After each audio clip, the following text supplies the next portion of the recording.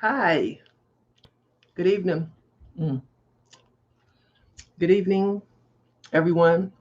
I have some lipstick. This is Kenya Rockman, the author and founder of the Child Support Hustle, um, reporting to you live and direct. and this evening, I want to talk to you. I have two things. One thing is about independent contractors and income withholding. They're trying to pass a bill here in Texas that I want to discuss.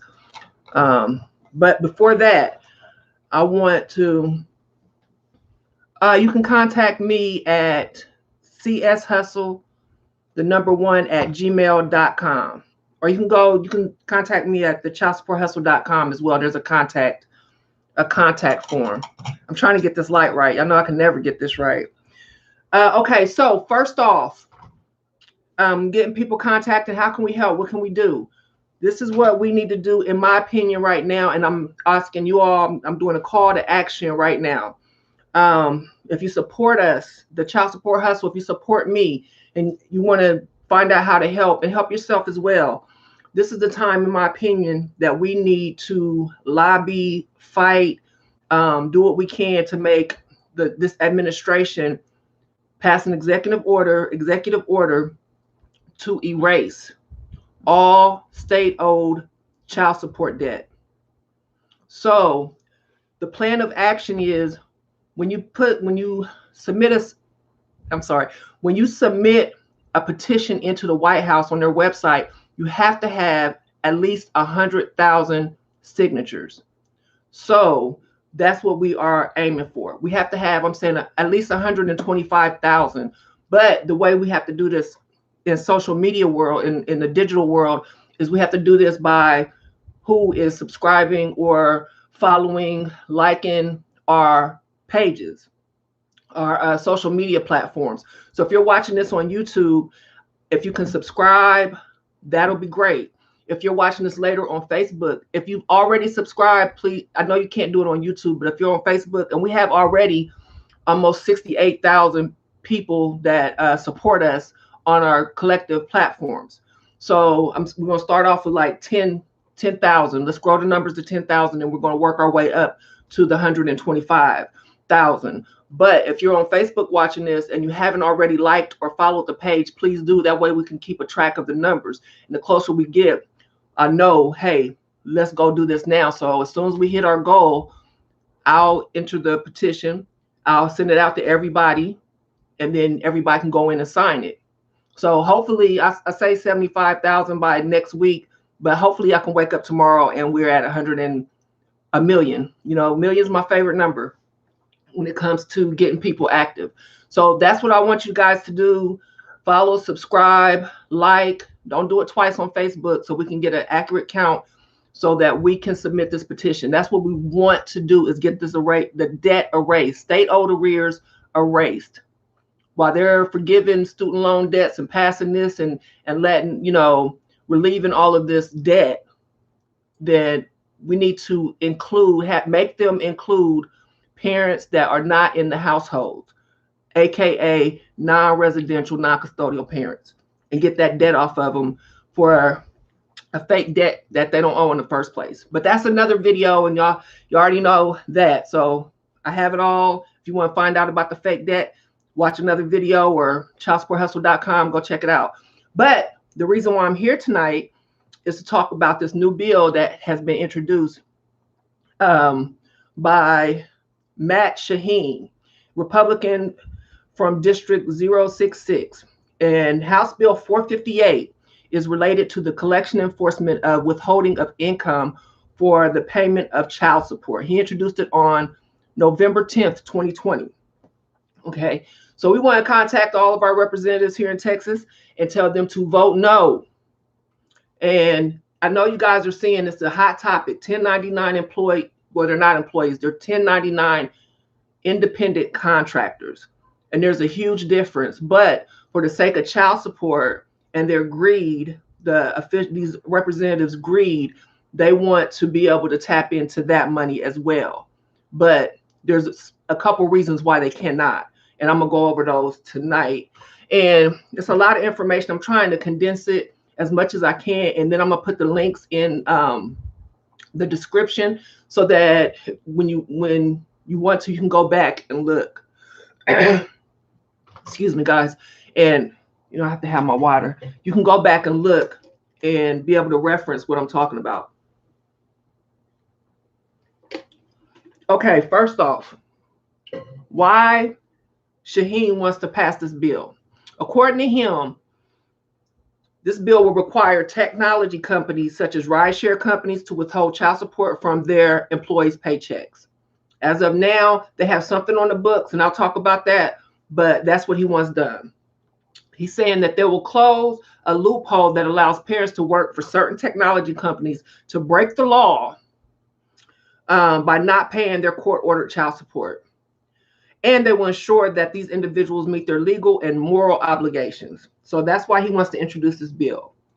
So he specifically wants to change the following in relation to withholding child support from employees' paychecks. Now, remember that word employee is key. So he wants to add compensation from the transportation network company as defined by section 2402.01. And this is just the jargon. I just want you just to know what this bill says, okay? Corporation, partnership, sole partnership, proprietorship, other entity that for compensation enables a passenger to prearrange with the driver exclusively through the entity's digital network, digitally prearranged rides. So we're talking about ride share, all that kind of stuff.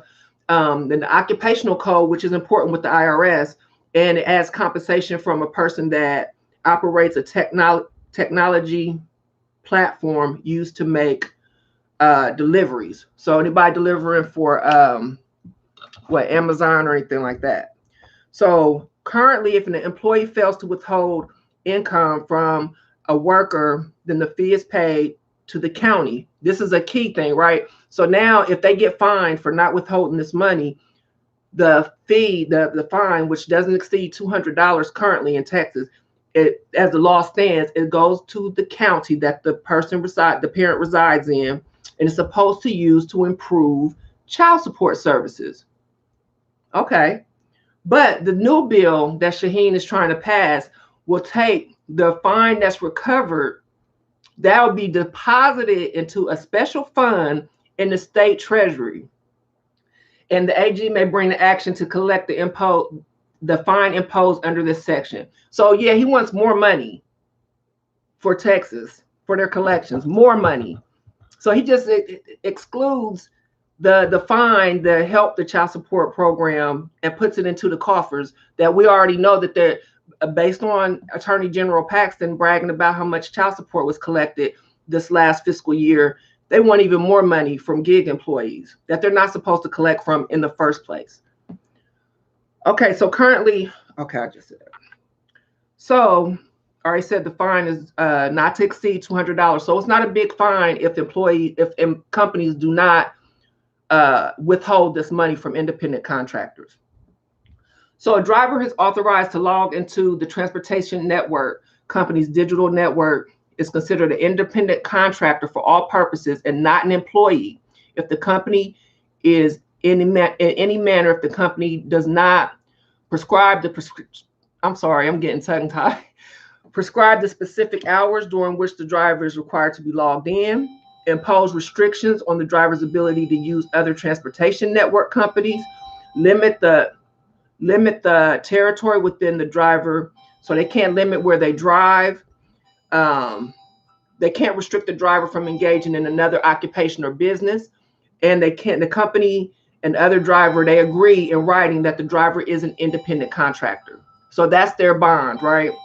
So based on the statute, Uber and Lyft drivers and delivery workers are not breaking any law. So based on the reason why he wants to pass this bill, he's saying that parents are breaking the law, and they're not, because they're independent contractors. They're not employees. And excuse me, if the payer has a right to control and direct only the result of the work, and let me see. Yeah, COVID, that's the reason. And this is why this is so important at this time. Not only with us getting a bill passed or an executive order to get arrears erased, state owed arrears, but also a lot of people are leaving the economy, I mean the workforce, to work on gig jobs for obvious reasons, technology, but also when they strap parents with debt and goes on their credit, so it limits the jobs that parents can get. And if they go to jail, and especially on a felony, then that shrinks their possibilities or the employment pool. So a lot of parents are going to work at gig jobs. So the question here is whether these states can go in and force these companies to garnish these independent contractors' wages. That's the big question. And so, based on my research, they can't. So, the IRS states the general rule is that the individual is an independent contractor if the payer has the right to control or direct only the result of the work and not what will be done and how it will be done. So it's limited supervision. That's one of the biggest things. The earnings of that person who is working is an independent contractor, and they're subject to self-employment tax. So this gets into the IRS tax codes, classifications, and all this kind of stuff. So it's complicated. And that's why they have two different orders or different rules from employee to independent contractor. And I'm not going to go through all of them, but I'm going to put them, like I said, I'll put the link so you can go through and read each one.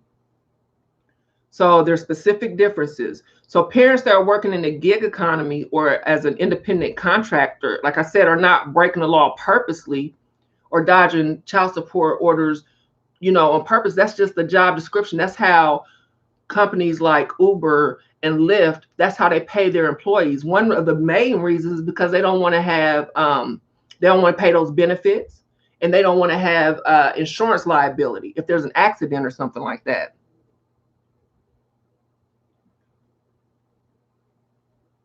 Oh, 50% reduction. That's huge. That's huge.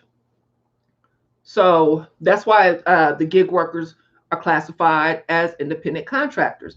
So interestingly, even though they keep trying and trying and trying, when I say they, I mean the whole country, every jurisdiction is trying to find some way to get legally to be able to withhold income from independent contractors. They're finding it very difficult. However, some states have slithered their way into finding the jargon to put into their state statutes, but mostly they're in family law.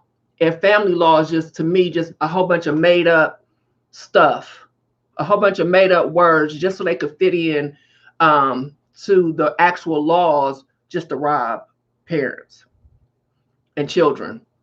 So Texas, okay, it's 17 states that have maneuvered their way into saying you have to tell me, you have to withhold this income from independent contractors. And 3 of them are California, Virginia, and Texas. Just these are the 3 that I picked out. So Texas amended their new reporting guidelines to include independent contractors to the rules. Section 7 of the Texas Family Code, Section 234.101, was amended in 2015 that redefined employee by adding reference to an independent contractor as defined by the IRS. Texas Family Code, you cannot redefine employee so that you can garnish parents. The IRS, that's their whole thing. You can't, just because you want to take parents' money, reclassify employee to an independent contractor and vice versa to get a couple dollars. That's first of all.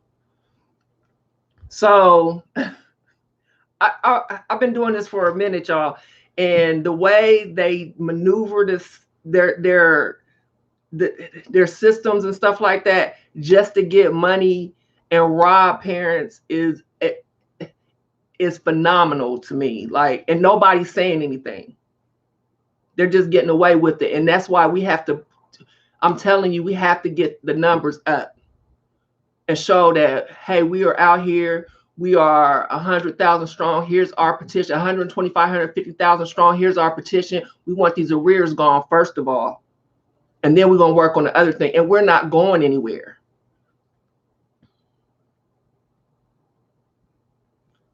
Yeah, it's a lot. Oh, it's a lot of money. Oh my goodness, so much money. The money. If you check out my website, I write so much about the money. That's when I start exposing this system. That's what made me even come out here. Like, I don't think people, because I didn't know what's really going on with this child support system. And the money is astronomical. This is the most profitable government program to date. Like, they brag about this program because they're robbing people blind. They're robbing us, robbing the kids, and then claim, just like I said about this bill. He says that he wants to say, he wants to take the money that they find companies and keep it for Texas instead of putting it in the system to improve the child support system. How is that child support?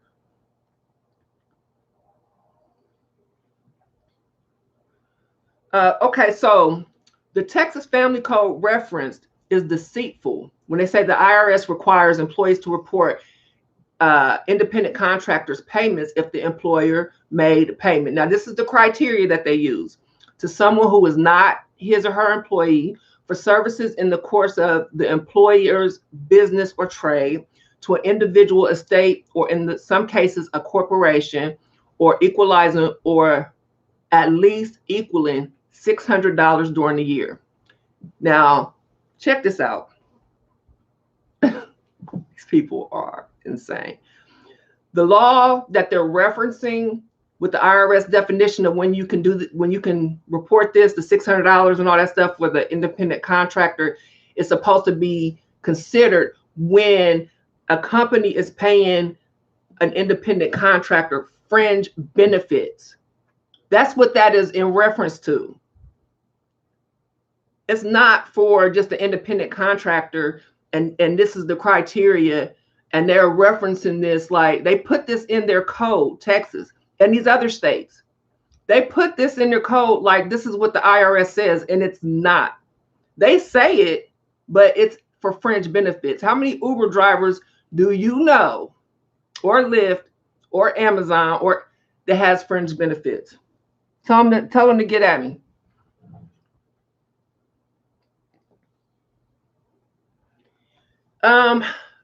It depends, jail or prison. It depends. While they're in prison, they're not supposed to. But here's the thing: they do things that they're not supposed to do all the time. So just because they're not supposed to do it doesn't mean it's not supposed to be. They're not supposed to be withholding anything from independent contractors.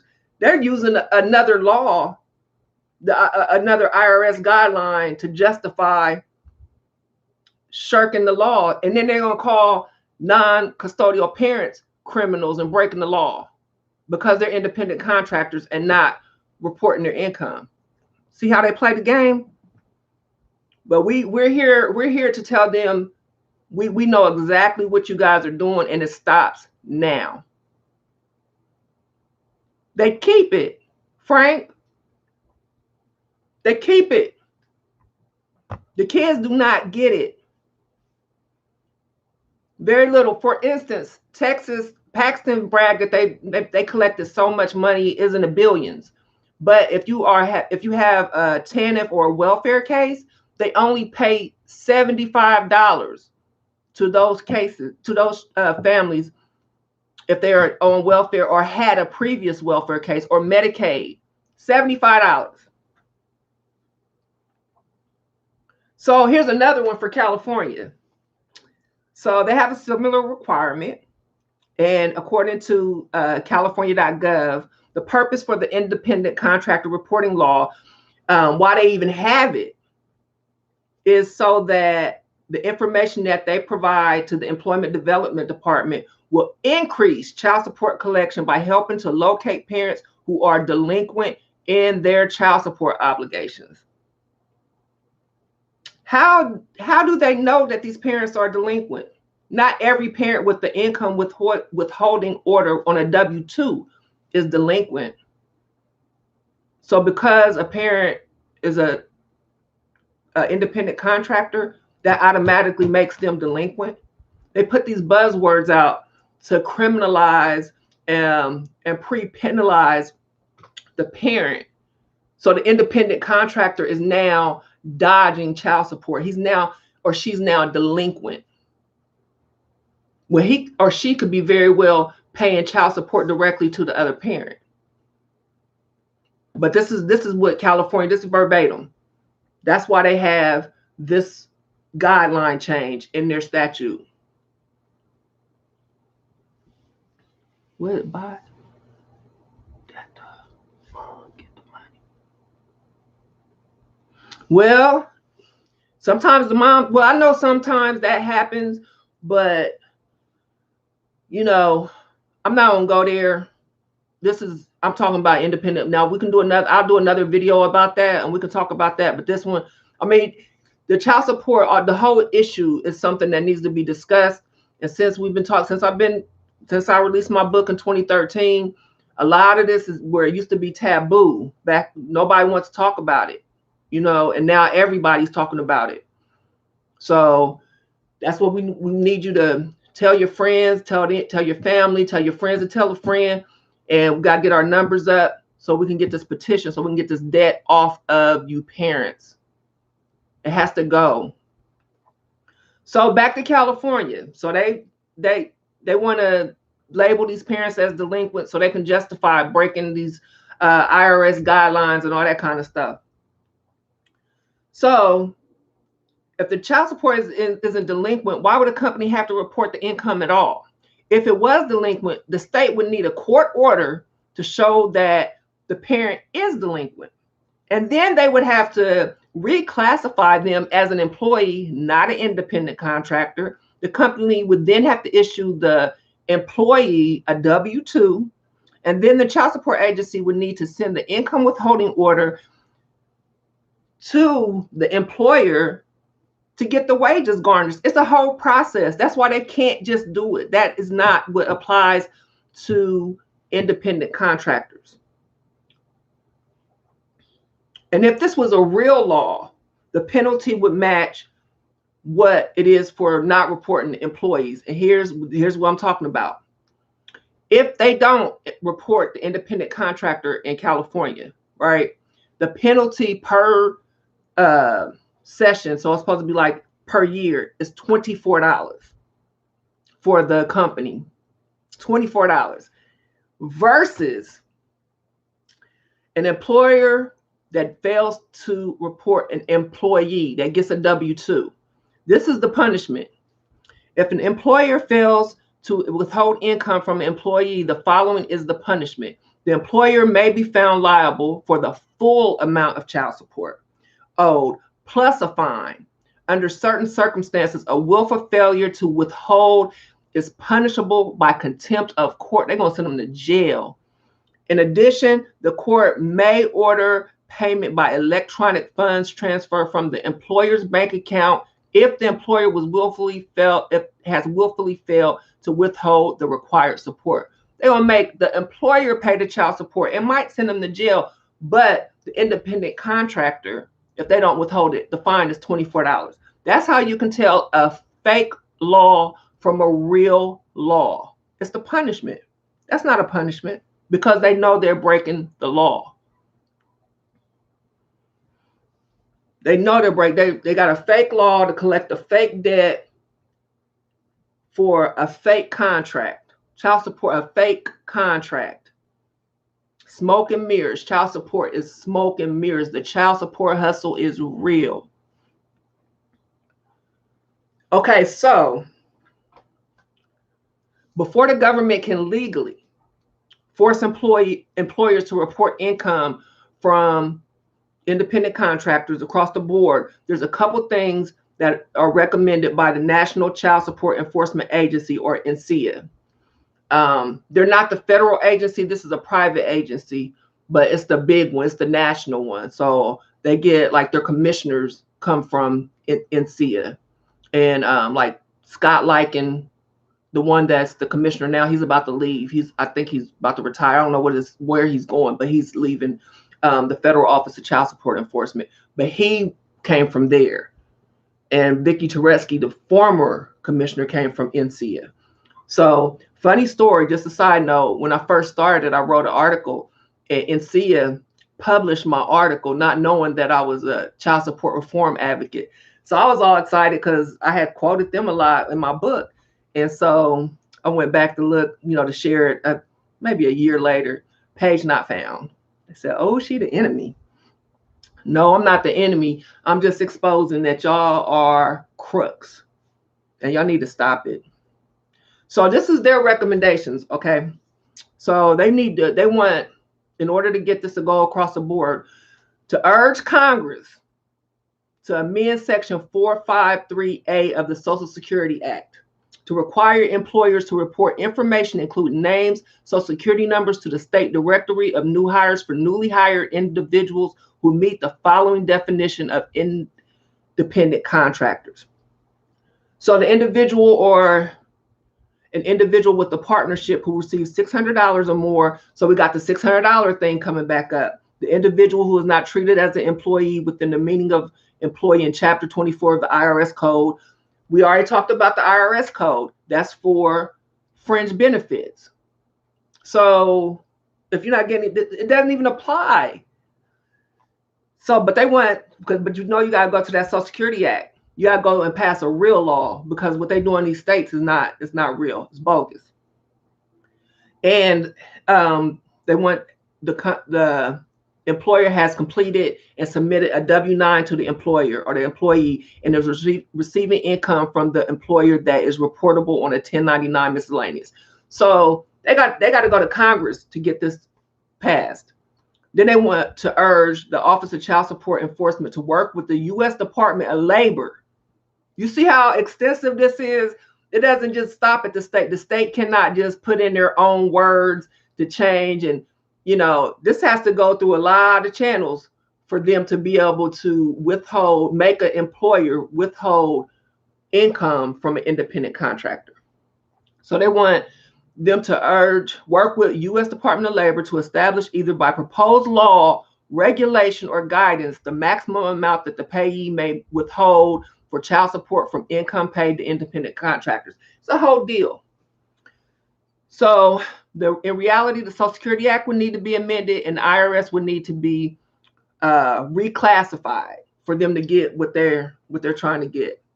So for the record, and for this amount of money, in an article by Eric Reed, it was updated April 3rd, 2020. And so this right when the pandemic started. So